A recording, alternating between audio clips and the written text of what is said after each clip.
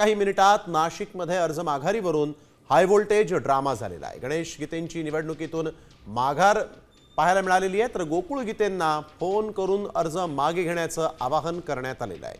मंत्री गिरीश महाजन यांची चर्चा सुरू आहे। गोकुळ गीते अर्ज मागे घेणार का याकडे आता लक्ष लागून राहिलं आहे। अखेरच्या तासात नाशिकमध्ये हाय व्होल्टेज ड्रामा सुरू झालेला आहे। गोकुळ हॅलो, तू माघार देऊन टाक। आपण गिरीश भाऊंना आणि देवेंद्रजींना शब्द दिलेला आहे, तू येऊन माघार देऊन टाक।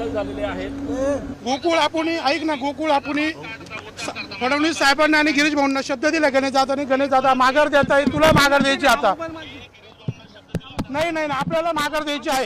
तुला धमकी कोणी दिली? हां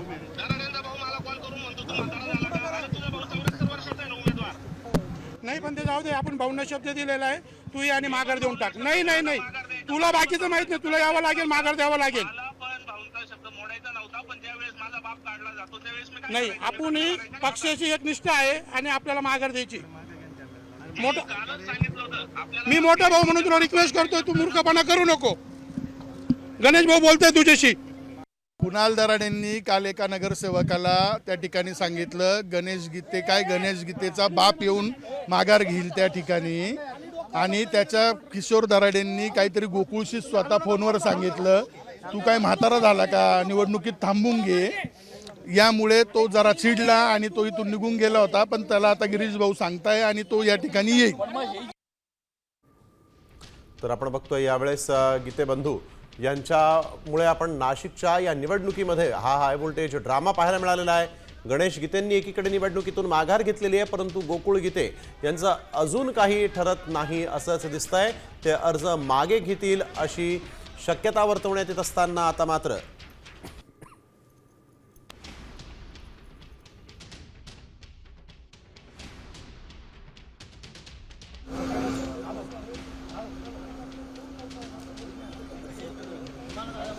तर आपण बघतोय गणेश गीते यांनी निवडणुकीतून माघार घेतलेली आहे, परंतु गोकुळ गीते हे नेमका काय निर्णय घेतात हे पाहणं महत्त्वाचं राहील।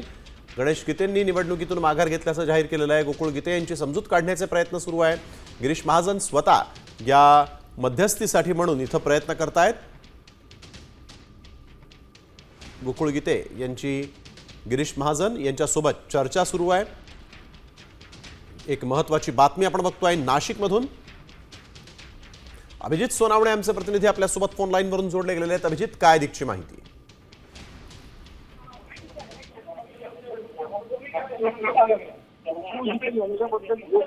वक्तव्य झालं त्याच्यामुळे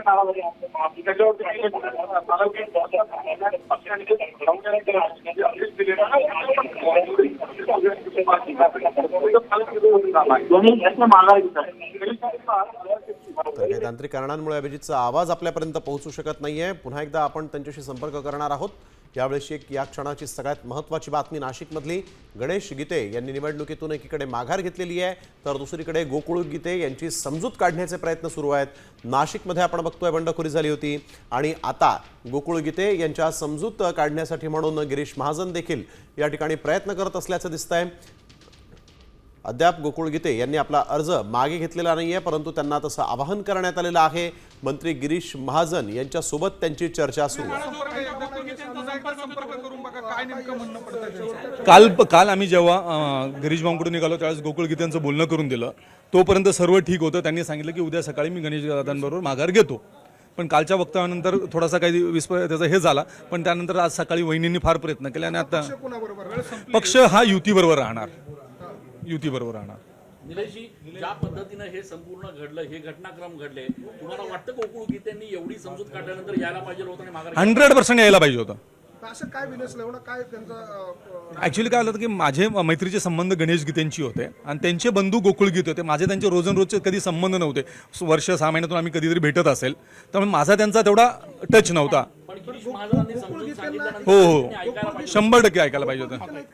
कसला आला नेमका ते आता तो त्यांचा वैयक्तिक विषय आपण नाही सांगू शकत, पण त्यांनी आज चूक केली, ही चूक त्यांनी करायला पाहिजे नव्हती. त्यांच्या कुटुंबातले सदस्य आहेत ना इकडे यासोबत तुमच्याशी ज्यावेळेला फोनवर बोलले तर त्यांनी असं म्हणाले की मला दराडे बंधूंनी शिव्या दिल्या. नेमका शिव्या दिल्या म्हणजे कुणाल दराडे यांनी काल परवा 2 दिवसापूर्वी येवल्यातले कोणी नगरसेवक होते ते मला बी सांगता नाही, कारण मी आता गोकुळला तुमच्या देखत कॉल केला तर गोकुळ मला बोलला, तुम्ही ऐकत होते, मला काही कोणाचं नाव येते काही सांगता येणार नाही, कोण होतं काय होतं ते गोकुळलाच माहिती. त्याचा राग आला म्हणून माघार हो, त्याच्यामुळे माघार घेत नाही. प्रयत्न केला गिरीश महाजन, खूप प्रयत्न केले आणि आमच्या मनापासून इच्छा होती की आम्ही गोकुळची माघार करून आम्ही निघून जाणार होतो. पण गिरीश महाजनांचा शब्द तरी पाळला पाहिजे. 100% आम्ही गिरीश भाऊंना वडिलांसमान मानतो.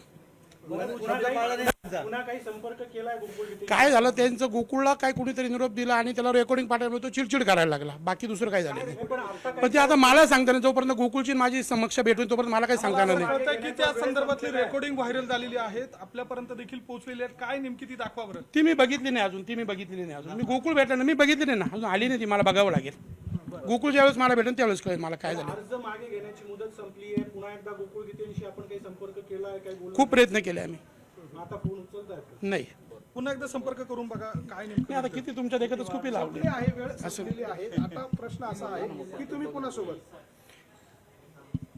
तुम्ही कोणासोबत नाही, गणेश भाऊ पक्ष बरोबर राहतील, काय अडचण नाही, आम्ही पक्षाची एकनिष्ठ. तुम्ही सगळे पक्षाबरोबर आहात. तर आपण बघतोय गणेश गीते यांनी माघार घेतलेली आहे, परंतु गोकुळ गीते यांनी मात्र माघार घेणार नाही यावर ते ठाम आहेत.